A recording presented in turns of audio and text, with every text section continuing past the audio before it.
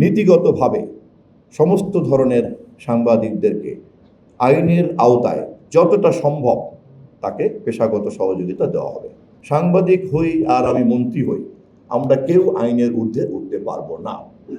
ইতিমধ্যেই সাংবাদিকতার সম্পর্কে যারা করতে গিয়ে বিভিন্ন রকম অভিযোগের মধ্যে পড়েছেন, কোনটা সাংবাদিকতা অনুসারে আর একটা বিতর্ক।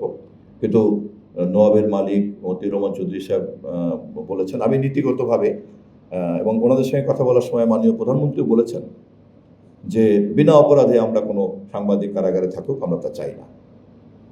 এবং আপনারা জেনে খুশি হবেন যে আমাদের ক্ষমতা নেওয়ার পরে যখনই এরকম একটা ঘটনা ঘটেছে একজন সাংবাদিকের ক্ষেত্রে, উনি সাথে সাথে আমাকে নির্দেশ দিয়েছেন, আমি সেই অনুযায়ী ব্যবস্থা নিয়ে সেই সকল সাংবাদিকের জামিনের ব্যবস্থা করেছি। যারা কারাগারে আছেন, মিথ্যা মামলায় হোক আর যে মামলাই হোক, জামিন পাওয়া তো মৌলিক অধিকার। জামিন পাওয়ার অধিকার থেকে তার বঞ্চিত হওয়ার কোনো কারণ নেই। আর আমাদের সরকার তো সেই পরিমাণ শক্তিশালী না, বা ওই মানসিকতা করে না যে বিচার ব্যবস্থাকে সে প্রভাবিত করবে। তা আমরা করতে চাই না এবং করবও না। আর এই মামলা আমরাও দেই নাই, আমাদের সরকারের আমলে এগুলো হয় নাই। কিন্তু যেহেতু আমি সরকারে আছি, ফলে অতীতের এই সমস্ত সমস্যাগুলিকে আমাকে তো ওন করতে হবে। অতএব আমি গণমাধ্যমকে সাক্ষী রেখে এই পবিত্র দিনে আমি প্রতিশ্রুতি দিতে চাই, নীতিগতভাবে সমস্ত ধরনের সাংবাদিকদেরকে আইনের আওতায় যতটা সম্ভব তাকে পেশাগত সহযোগিতা দেওয়া হবে।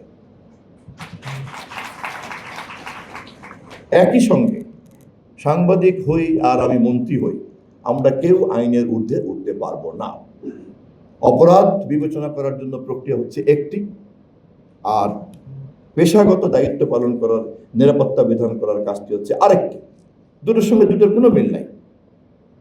আমি আমার এলাকায় একটা অভিজ্ঞতার কথা দেখেছি। একজন বিশাল সন্ত্রাসী, কিন্তু সে অমুসলিম হওয়ার কারণে সময় মতো সে সংখ্যালঘু দাবি করেন, আর সময় মতো সে সরকারি দলের বিরাট গুন্ডা দাবি করেন। এরকম বহু সাংবাদিকও আছে, এরকম বহু রাজনীতিবিদও আছেন। এইটা তো করতে দেওয়া যাবে না। সমাজের আইন কানুন বিধিবিধান এটা তো একটা প্রাতিষ্ঠানিকভাবে চলতে হবে। তো সেই কারণে এটা আমাদেরকে খেয়াল রাখতে হবে। অপরাধ বিবেচনা করার প্রক্রিয়াটা দেশে যেভাবে আইন কানুন বিচার চলে সেভাবে চলবে। আর একই সঙ্গে সাংবাদিকতার কারণে তাকে তার পেশাগত সকল নিরাপত্তা দেওয়ার দায়িত্ব আমাদেরকে নিতে হবে।